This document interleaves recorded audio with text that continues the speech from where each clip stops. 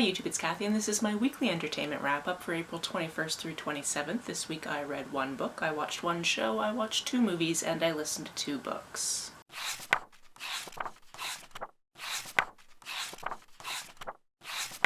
If you watched my last weekly wrap-up, you're probably a little bit confused right now because last week I told you that this week I would be in Reims. I think that's how you pronounce it. I've only ever seen it on a map, which is in the Champagne region of France. And that was true up until really early on Friday morning when we actually came home a few days early for a family emergency. So I'm here now. I don't want anyone to worry or speculate as to what that emergency was. Just know that we have it in hand. It's gonna go as well as it possibly can, and we're okay. And a bookish fun fact, our last full day in France, we actually wandered around in Reims, saw some great places, and stumbled upon a Carnegie library, which was absolutely beautiful, so there's that.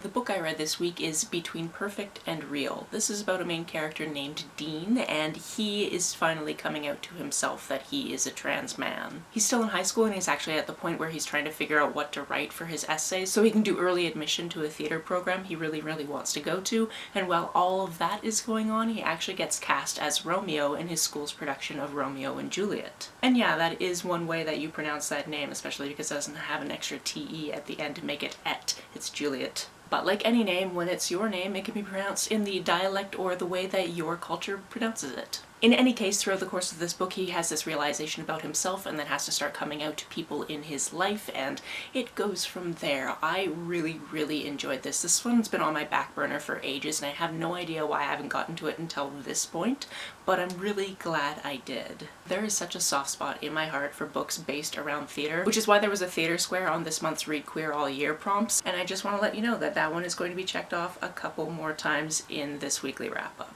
There are points of Dean's story that are heartbreaking and devastating, and there are points of Dean's story that are just euphoric highs, and I obviously can't speak to what he is going through, but I definitely empathize the entire way through this book. On one of the plane rides home, I finished the latter half of Ratched, which is something that I started on the ferry, I believe, to Jersey. And then the other 4 episodes were still just on my phone, downloaded for times when I didn't have internet access, but I wanted to be entertained and I didn't want to be listening to a book at that point, and I had just never gotten around to watching the latter half of the season until I was on the first of 2 planes home. This took a couple of turns that I wasn't expecting, but also I was still very entertained by what was going on. If you missed me talking about it before, this is based on a character from One Flew Over the Cuckoo's Nest, which is a book and a movie I both haven't read or seen, but it's the character of Nurse Ratched, who is an angel of mercy in an asylum. And this series is full of interesting motivations for what all of these characters want to do. Just the way this ended, I think this was always meant to be a 1-season thing, and I like that about it because I think this story ends pretty well for what it is. As for the movies I watched on the plane home, the first one was Everything Everywhere All at Once. All I knew about this one is it's good and it's weird, and those are both accurate. This one is about a woman who is originally from China, but she is living in the United States with her husband and her daughter, who was born in the United States. They live above their family business, which is a laundromat, and there is a lot going on in her life. She is trying to keep the business afloat. Her father is actually visiting from China. They have some meetings with the IRS to do with their taxes, and also her husband is imminently going to give her divorce papers. Just that part of the synopsis alone really sounds like the title of this movie. However, when she's at the IRS, all of a sudden her husband starts speaking to her as though he is a different person and telling her that there are multiple universes, and he has been searching for the specific version of her that exists in this universe because something bad is going down and he needs her help. As you can imagine, it gets wacky from there, and it's also action-packed and really interestingly shot. There was a lot of different cinematography in this I absolutely adored, and I can't do it any more justice than that. If it sounds interesting, watch it. The other movie I watched most of, because the feed actually cut off before the end of the movie, but I think I've actually seen this movie years and years ago, so like I kind of know how it ends, is The Nice Guys. This one stars Ryan Gosling and Russell Crowe, and it's set in the 70s. One of them, Ryan Gosling, is a private detective, and Russell Crowe is basically a bone breaker. People pay him to like visit people and tell them to stop doing things they shouldn't be doing. These two meet under not the best circumstances and then end up having to solve the disappearance of a woman. There are some moments in this that are absolute comedy gold, and some of the writing is really funny. There are some misogynistic things about it that I didn't really care for, but also fit the time period really, really well, so I see why they're there. And overall, if you're looking to watch something that will probably make you laugh and you don't have to think too hard about it, this is a good thing to watch on a plane when you're actually trying to fall asleep but don't manage to. As for the audiobooks I listened to, the first one is The Love Curse of Melody McIntyre. This one is about this girl who's actually a stage manager at her local theater program in her high school, and as we meet her, they're just coming off a production of, I believe it was Romeo and Juliet. There was actually Shakespeare shows in all of the books that I read this week, which was very cool. In any case, she's coming off that, and some disastrous things happened throughout the run of the show, which is pretty typical if you've ever been in theater. However, this specific theater has a lot of traditions because there was a different theater on the same site about 100 years ago, and during production of the Scottish play it actually burned down. So when they rebuilt the theater many years ago, it was decided there are very specific theater traditions that must be abided by, but then there's also an extra tradition every show that's mostly just for the tech crew, but also they let the cast in on it as well, and it's in hopes to finally break the curse that seems to be on this theater. During the last performance of Romeo and Juliet, something tragic happens while she's trying to call the show, which is honestly just such a theater nightmare to me.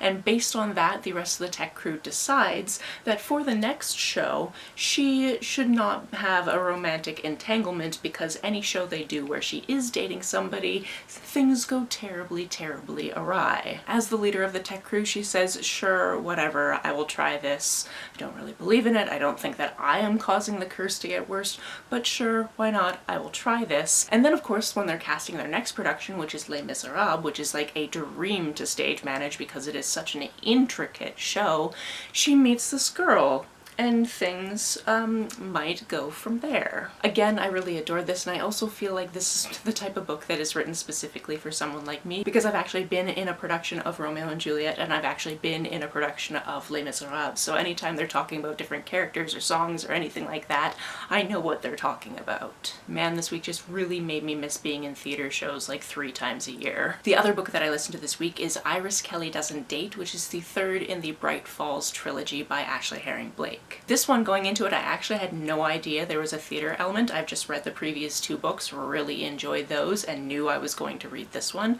And this one is about a person in the friend group called Iris Kelly. During the other 2 books, she definitely had some things happen to her that were not the greatest, which means that she doesn't really date anymore. If she's needing to scratch that itch, as it were, she will go out to the local club with a wing person, find somebody to take home, and probably usually never see them again unless it's super casual. One night when she's in this particular club trying to find a hookup, she meets this woman, and we also get her perspective. Her name is Stevie, or Stephania, and she is a local actress, and she is also a person who lives with a lot of anxiety, but she was in a very long-term relationship that broke up a while ago, and she hasn't seen anybody since then, and she's really just trying to get back out there because that's what her friends keep telling her she needs to do. They go home together, and I won't tell you how that situation plays out, but eventually we get to the point where we need a little bit of a fake dating situation to happen, which is perfect because Iris has to write her second book because she's a romance writer who's going to be publishing her debut very soon, but she can't seem to get anything down on the page. One of them is teaching the other about being more in control when it has to do with your sexuality.